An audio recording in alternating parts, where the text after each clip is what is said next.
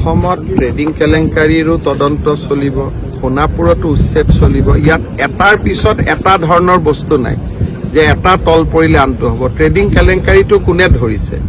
ময়েতো ধৰাইছো। মোক টকা দিব হওঁতে সন্দেহ হওঁতেতো মই ধৰিলো, কিন্তু গোটেইটো কেলেংকাৰীটো মইহে ধৰিলো, বেলেগেতো ধৰা নাছিলে। গতিকে এতিয়া ধৰা মানুহজনকে আক্ৰমণ কৰিলে তাৰ মানে কি? অপৰাধীক আমি সাহস দিব খুজিছো যে তোক মুখ্যমন্ত্ৰীয়ে ধৰিছে, গতিকে আমি মুখ্যমন্ত্ৰীকে ধৰি দিওঁ। এইটোৰ মিনিংটো কি? যিজন মানুহে গোটেই ঘটনাটো পোহৰত আনিলে তেওঁকে গালি গালাজ কৰা মানে ইনডাইৰেক্টলি অপৰাধী কেইজনক ভিটামিন দিয়া হ'ল নে নাই? এতিয়াতো আপোনালোকে জানে চেনেলবিলাকত বা বিভিন্ন ইউটিউব এওঁলোকৰ ওপৰত পডকাষ্ট হৈছে, এওঁলোকক হিৰো বনাই আছিলে। মইতো দেখা নাছিলো।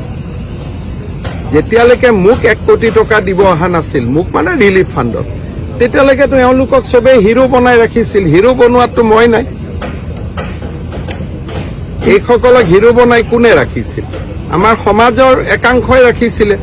গতিকে এতিয়া আৰু এইটো পলিটিকেল কৰি মোক গালি গালাজ কৰি কি লাভ আছে? মইতো চবকে ধৰুৱাইছো আৰু মই এইটোও তদন্ত দিছো যে অহাকালি কেনেকে অপৰাধী কেইজনক জিমখানালৈকে লৈ যোৱা হৈছিল।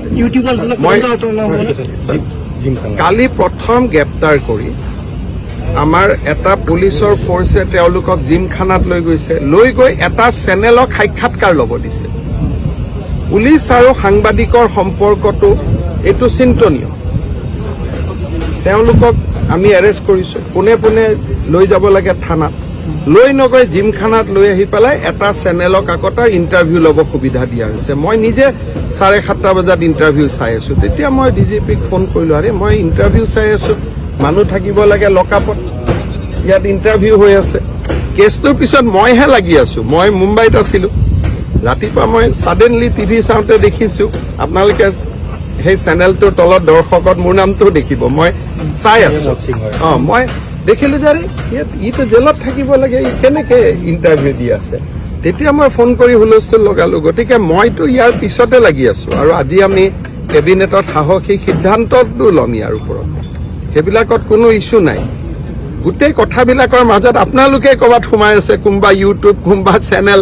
ঝামেলাটো আপোনালোকৰ পৰাই আহেগৈ, ঝামেলাটো মোৰ পৰাতো নাহে। এই গোটেই ঝামেলাবিলাকো আপোনালোকে এনেকে বিয়া খাব গৈছিল, কি খুৱাইছিলে, কি খাইছিলে, যিবিলাক এতিয়া ইউটিউব ওলাই আছে, এইবিলাকতো মই কৰা নাই। আৰু আধা ইউটিউবক চাব লোকসভা ইলেকশ্যনৰ সময়তে আধা ইউটিউব চেনেলে মোক গালি পাৰি আছে। ব্যৱস্থা কি ল'ব? এতিয়া আপোনালোকে কিবা দেখুৱালে আপোনালোকক মই কি ব্যৱস্থা ল'ব পাৰো? দেশততো মই যদি আপোনালোকক এৰেষ্টো কৰো, হাইকোৰ্টে বেল দি দিব, ক'ব যে সংবাদ মহলৰ ওপৰত কিয় আক্ৰমণ চলাইছে। এটা সাংবাদিকৰ ওপৰত ব্যৱস্থা সাংবাদিকে নিজে ল'ব লাগিব। চৰকাৰেতো আৰু সাংবাদিক ইউটিউবাৰৰ ওপৰত চৰকাৰে ব্যৱস্থা ল'ব নোৱাৰে। আৰু যিমানবোৰ ইউটিউবাৰে এওঁলোকৰ ইণ্টাৰভিউ লৈছিল, আপোনালোকে চাব লোকসভা ইলেকশ্যনত এই আটাইবোৰ ইউটিউবাৰে বিজেপিক গালি গালাজ কৰি আছে। এইবিলাক ইউটিউব পডকাষ্ট আৰু এইবিলাক তাৰে ভাগ ভাগ আৰু য'ত বাজিছে বাজিছে আৰু। মই ডিব্ৰুগড়ত ধৰিছে, ডিব্ৰুগড়ত আমি ভায়েকক মুজাফৰপুৰত ধৰিছে, এই দুজনক ডিব্ৰুগড়ত ধৰিছে। ময়েতো কলো যে মই বেয়া পাইছো বুলি। সেইটো ৰাজ আতিথ্য দিয়া নাই, এটা চেনেলক সহায় কৰিবৰ কাৰণে লৈ গৈছিল। এইটো আৰক্ষীক দোষ দি লাভ নাই। আৰক্ষীক চেনেলটোৱে ইণ্টাৰফেয়াৰ কৰি দিলে, কাৰণ সেই চেনেলটোৱে কিবা কাৰণত আৰক্ষীজনক ইনফ্লুৱেঞ্চ কৰিলে। গতিকে ঘটনাটোৰ পিছফালে চেনেল আৰু সাংবাদিকহে আছে। এতিয়া ওলাব, ক'ত যাব? ওলাব এটা দিনত। এতিয়া এজন মানুহ পলাই গলে আপোনালোকে যেনেকে কয় পুলিচে ধৰি আনিব লাগে, তাৰমানে পুলিচে এড্ৰেছটো গম পাব লাগিব, পুলিচৰ লগত লিংক থাকিব লাগিব। সময় লাগে। কিছুমান অপৰাধী ধৰোতে 5 বছৰ লাগে, কিছুমান 2 বছৰ লাগে, কিছুমান 2 দিন লাগে।